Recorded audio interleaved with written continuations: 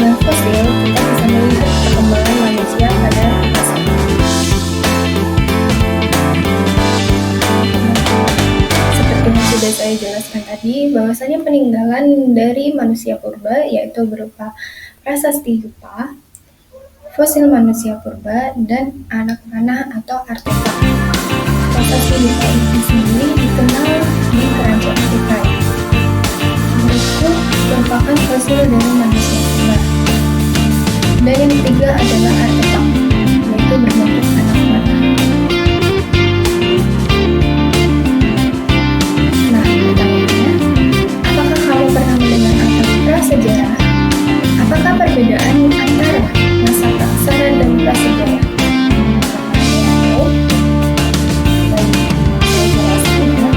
Persamaan keduanya adalah sama-sama zaman sebelum mengenal tulisan, di mana manusia itu benar-benar dulu.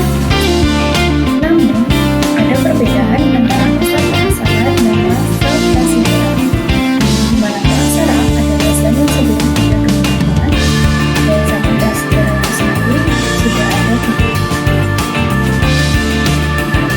Pada zaman praksara itu dibagi menjadi beberapa periodisasi. Apa itu periodisasi?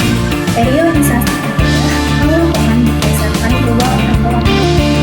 Periodisasi pada masa praksara terbagi menjadi berdasarkan beberapa periodisasi zaman. Nah, penjelasannya sebagai berikut. Periode zaman praksara dibagi menjadi tiga, yaitu geologis, yaitu berdasarkan keadaan bumi serta isinya. Yang kedua, arkeologis, hasil temuan-temuan benda peninggalan. Dan yang terakhir adalah perkembangan kehidupan. Bagaimana cara hidup manusia purba, bagaimana bahasa serta komunikasinya, dan alat-alat apa saja yang digunakan pada zaman dahulu. Nah, kita memasuki zaman Arkaikum, 545 sampai 4.500 juta tahun yang lalu. Nah, Arkaikum sendiri terdiri dari dua suku kata, yaitu Arka dan Kum. Arka yang berarti awal, dan Kum adalah zaman. Nama lainnya adalah Arkeozoikum. Ciri-ciri zaman ini adalah di mana keadaan bumi masih panas. Yang kedua adalah awal pembentukan kerak bumi. Dan yang ketiga, belum ditemukannya tanda-tanda kehidupan. Pada zaman ini benar-benar belum ada kehidupan sama sekali, baik itu manusia maupun hewan. Berikutnya adalah zaman Paleozoikum, yaitu selama 340 juta tahun yang lalu. Paleozoikum diambil dari bahasa Yunani, palaios, yang artinya tua, dan zoo, hidup, sedangkan kum adalah zaman, sehingga zaman ini disebut dengan kehidupan purba. Zaman ini disebut juga zaman primer, karena pertama kali terdapat kehidupan makhluk seperti berikut, yaitu yang pertama, Ambrium. Adanya kehidupan primitif, seperti kerang dan ubur-ubur. Yang kedua, Silur, atau hewan bertulang belakang tertua, contohnya ikan.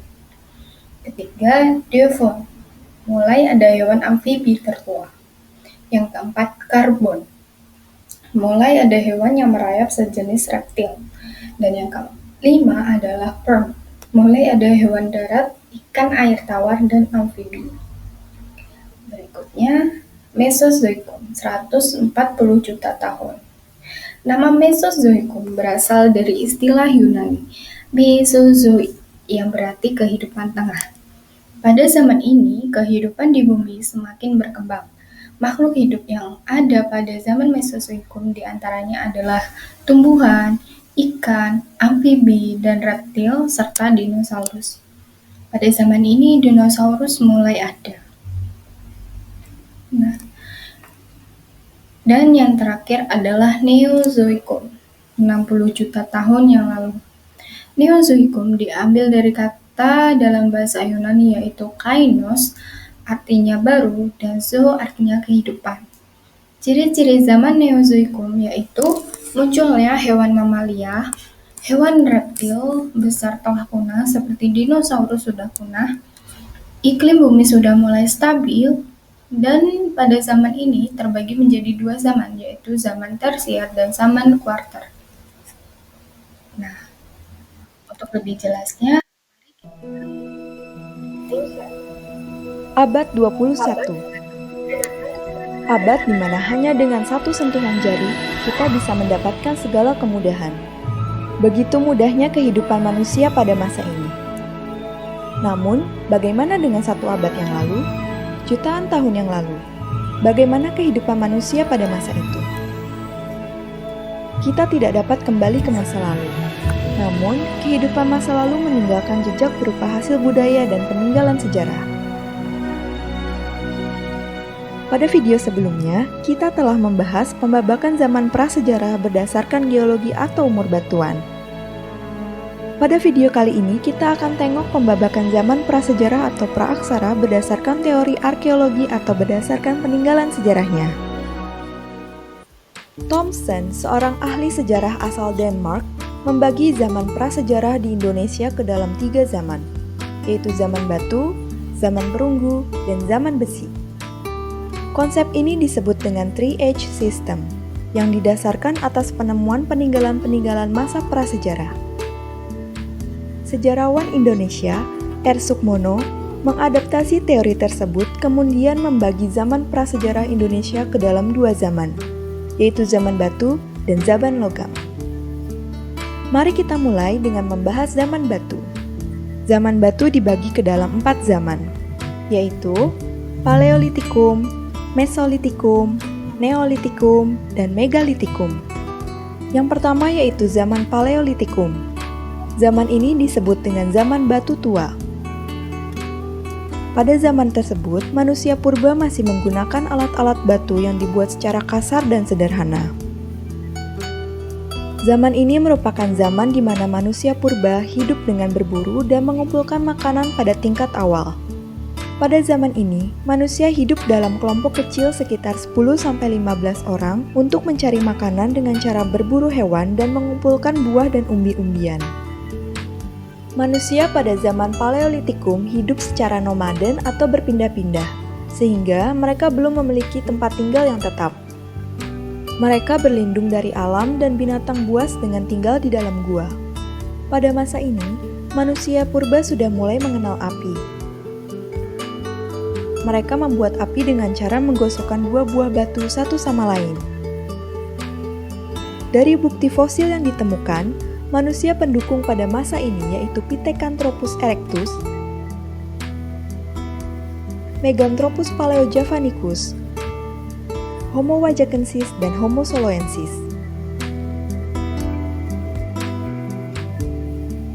Berdasarkan daerah penemuan peninggalan sejarahnya, hasil kebudayaan Paleolitikum dibagi menjadi 2, yaitu kebudayaan Pacitan dan kebudayaan Ngandong.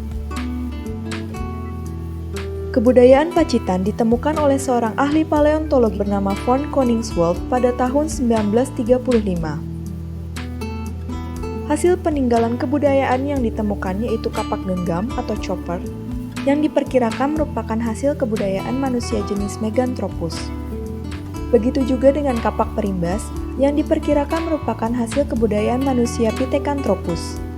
Selain itu, ditemukan juga alat-alat serpi berupa potongan batu yang masih kasar. Kebudayaan kedua yaitu kebudayaan Ngandong, yang ditemukan di daerah Ngandong, Ngawi, Jawa Timur. Peninggalan yang ditemukan yaitu peralatan yang terbuat dari tulang dan tanduk rusa serta flakes, yaitu alat kecil yang terbuat dari batu kalsedan.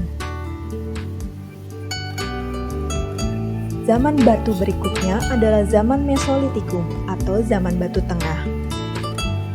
Pada zaman ini, manusia purba masih hidup dengan berburu dan mengumpulkan makanan. Zaman ini didominasi oleh bangsa Papua Melanozoik. Mereka mulai hidup semi menetap di gua-gua. Jika sumber makanan mereka habis, mereka akan pindah dan menetap di gua lainnya. Kebudayaan yang paling menonjol pada masa ini adalah Keukenmodinger dan Abrisuroch. Keukenmodinger berasal dari bahasa Denmark. Kjøkken yang berarti dapur, dan moding yang berarti sampah. Kjøkkenmodinger merupakan sampah-sampah dapur berupa tumpukan kulit kerang. Kjøkkenmodinger ditemukan di sepanjang pantai timur Sumatera. Dari tumpukan sampah dapur tersebut ditemukan peninggalan berupa kapak genggam atau pebble, kapak pendek atau henchcord, dan pipisan, yaitu batu penggiling dan landasannya. Kebudayaan selanjutnya adalah abri surroch, merupakan sebutan untuk gua-gua yang ditinggali manusia pada zaman ini. Dari dalam gua-gua tersebut ditemukan peralatan dari batu yang telah diasah serta peralatan dari tulang dan tanduk. Peralatan ini banyak ditemukan di Gua Lawa, Sampung, Ponorogo, Jawa Timur, sehingga disebut dengan Sampung Bone Culture.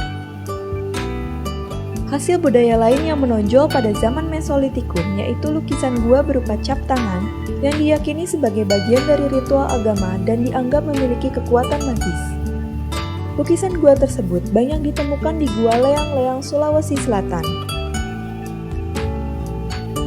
Setelah melewati 2 zaman, kini kita beralih ke zaman ketiga di mana manusia sudah mulai mengenal bercocok tanam, yaitu zaman Neolitikum atau zaman batu muda. Jenis manusia yang hidup pada zaman ini yaitu Homo sapiens, ras Mongoloidae, dan Austromelanosoidae. Mereka sudah tidak lagi berpindah-pindah dan mulai hidup menetap. Mereka masih melakukan perburuan, namun sudah bisa menghasilkan bahan makanan sendiri dengan cara bercocok tanam. Dari peninggalan yang ditemukan, dapat diketahui bahwa pembuatan alat pada zaman ini sudah lebih halus dan disesuaikan dengan fungsinya.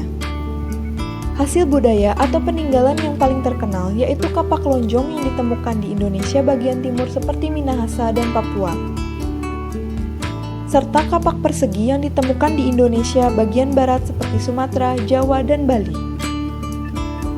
Peninggalan lain yang ditemukan adalah mata panah, mata tombak, perhiasan dari batu indah,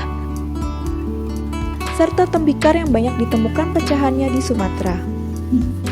Selain itu, ditemukan juga alat pemukul kulit kayu yang menunjukkan bahwa manusia pada zaman Neolitikum sudah bisa membuat pakaian dari kulit kayu. Di tengah-tengah zaman Neolitikum, muncul kebudayaan membangun bangunan dari batu-batu besar. Masa tersebut dikenal dengan zaman Megalitikum atau zaman batu besar.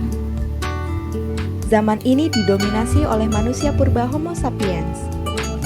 Kebudayaan ini diperkirakan berkembang dari zaman Neolitikum hingga zaman Perunggu. Pada zaman ini, manusia membuat berbagai bangunan batu untuk kepentingan upacara keagamaan dan mengubur jenazah. Von Heine-Geldern, seorang ahli prasejarah dari Austria, menyatakan bahwa kebudayaan Megalitikum menyebar ke Indonesia melalui 2 gelombang. Gelombang pertama, Megalitikum tua berlangsung pada tahun 2500 sampai 1500 sebelum Masehi, menyebar ke Indonesia pada zaman Neolitikum. Bangunan peninggalan dari masa ini yaitu menhir,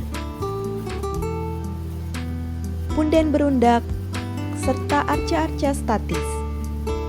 Gelombang kedua yaitu Megalitikum muda, berlangsung pada tahun 1000 sampai 10 sebelum Masehi dan menyebar pada zaman Perunggu. Contoh bangunan megalitnya yaitu kubur batu, dolmen, waruga, sarkofagus, serta arca-arca dinamis.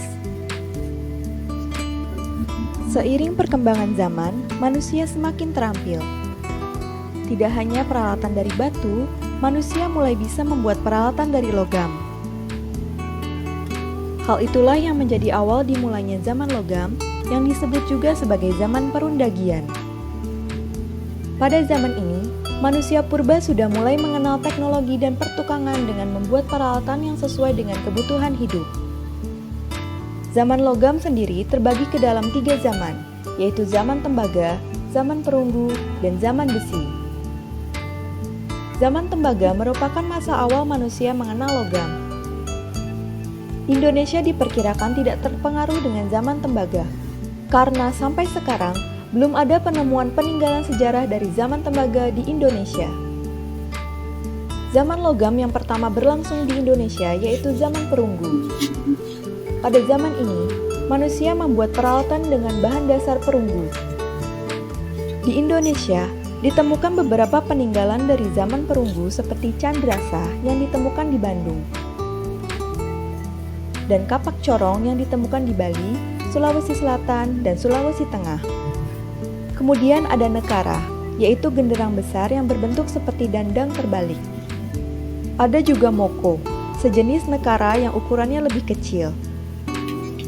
Lalu bejana perunggu, serta arca perunggu berbentuk manusia dan binatang. Selain itu, ditemukan juga peninggalan sejarah berupa perhiasan seperti kalung, cincin, anting, dan manik-manik.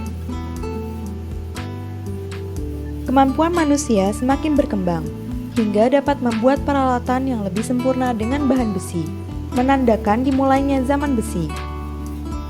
Pembuatan alat-alat besi dilakukan dengan meleburkan biji besi dan menuangkannya ke dalam cetakan. Beberapa hasil peninggalan dari zaman besi yang ditemukan di Indonesia yaitu mata kapak, mata sabit, mata pisau, dan mata panah.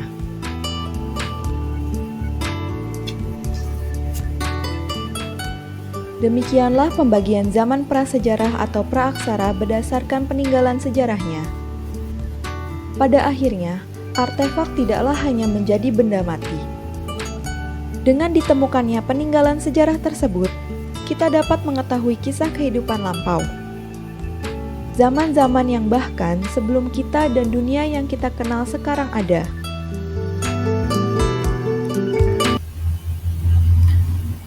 Nah, sekian dan terima kasih. Jika ada pertanyaan, mohon ditanyakan.